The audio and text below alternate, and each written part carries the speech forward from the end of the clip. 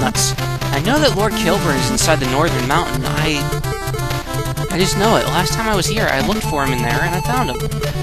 I'm just having problems, I guess. I just don't know why. He should be in here.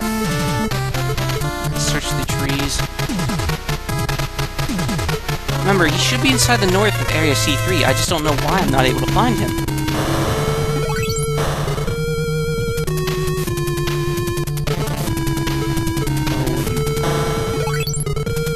Bunch of fodder monsters. Does it. What I'm going to do with you, I'm going to acid rain you.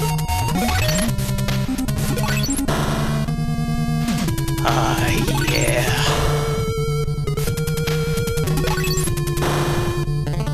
I don't have a very good marine voice. Yeah.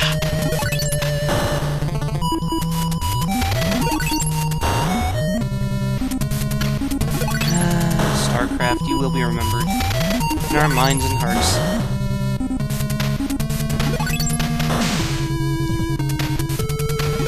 Speaking of which, in case you've been living underneath a rock, StarCraft 2 is supposed to be coming out eventually here from Blizzard. Can't wait for that to come out. Yep, our mages are about out of spell points. After this fight, I'll make sure to rest and recast all the buffs. It's just, I know that Lord Kilburn has to be around here somewhere.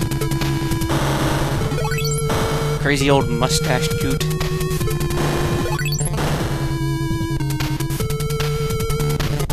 I'm not sure if Lord Kilburn is a reference to somebody that actually worked at New World Computing, or John Van Cannigan, or worked for John Van Cannigan. I imagine it is.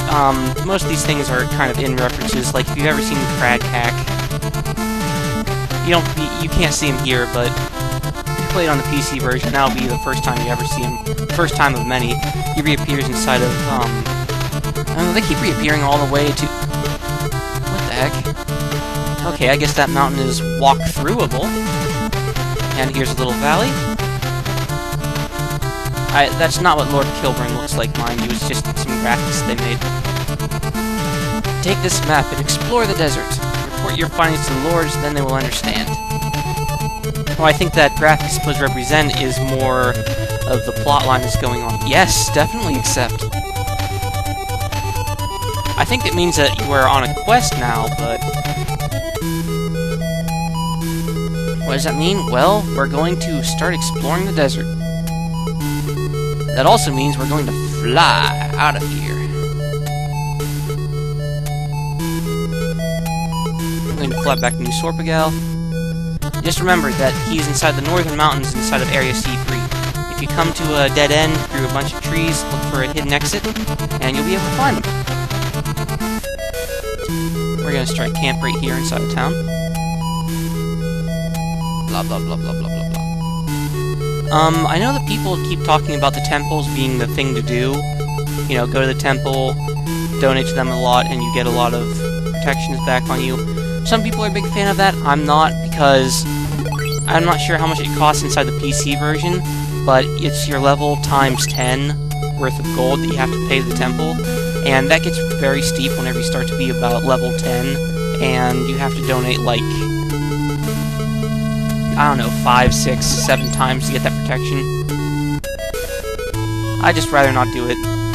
I like to keep the gold, that way I can just buy my training whenever it becomes available. Alright. That is the map. I hope that you enjoyed this little section of our playthrough, and whenever we come back, we are going to be exploring this desert for whatever it is that Lord Kilburn wants us to find. Oh, and before I go, I want to show you just exactly why that is so necessary for us. Let's head to Area C1. Let's head to Area D1. Welcome to the invading desert. And the invading desert is, like its name says, it encroaches upon the land. And we should have the map. Let me check to see if everybody does. Somebody does. Lilac, you holding out on us? Sonia? Anybody? Map of the desert? walk into it. Hey, we can move around inside the desert now. If you go inside the desert without the map, your character, you'll see like a little bit of a damage effect, though it doesn't actually hurt your characters. What it just does is it just throws your characters around. It makes them move in all sorts of strange directions. You can't get to anywhere that you want to go.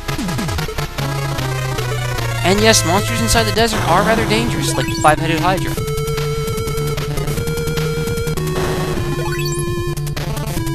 This will probably get cut off because the movie's beginning to run a little long. I just wanted to show this to you.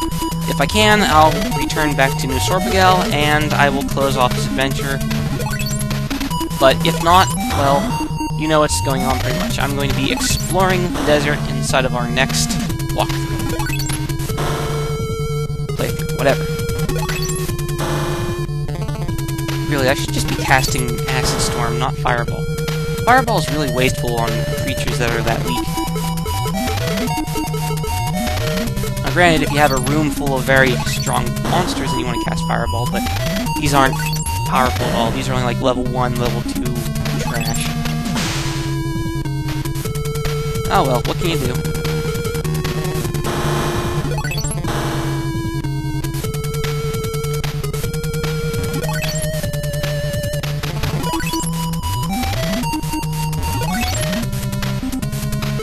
You might notice me not casting protection spells either.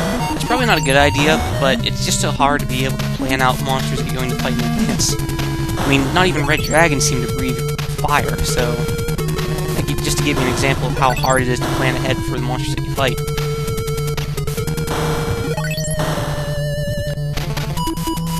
And down they go. Let me check to see how much time we have left. Ah, good. We have a few minutes. Oops. Yeah, I know. Killing the night to untrap things is not a good idea. We'll cast Fly. And... okay, kids, I gotta fly. Fly like an eagle. Go in. I'm gonna spend just a second selling more stuff off at the store, real quick.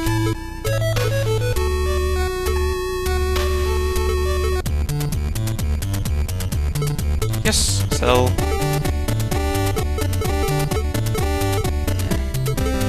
don't worry about keeping hold of +1 items and stuff like that. +1 gear is just, you know, +1. All it really does is it just makes you hit harder, a little bit more accurately, nothing special. +2 gear is kind of what you want to hold on to, because +2 gear, not only does it make you hit that much more harder, it also boosts your base statistics. And if you're having somebody that wanders around with a +1 item, you might want to upgrade them with it, even if the weapon's a little less damaging, because it boosts your statistics. Like that Flamberge +2. Oh. Okay, I believe I'm set. I'm going to go save my game.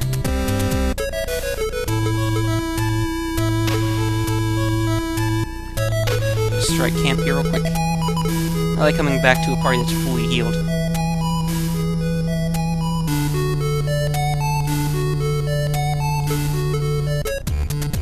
And thank you for watching. I will see you next time.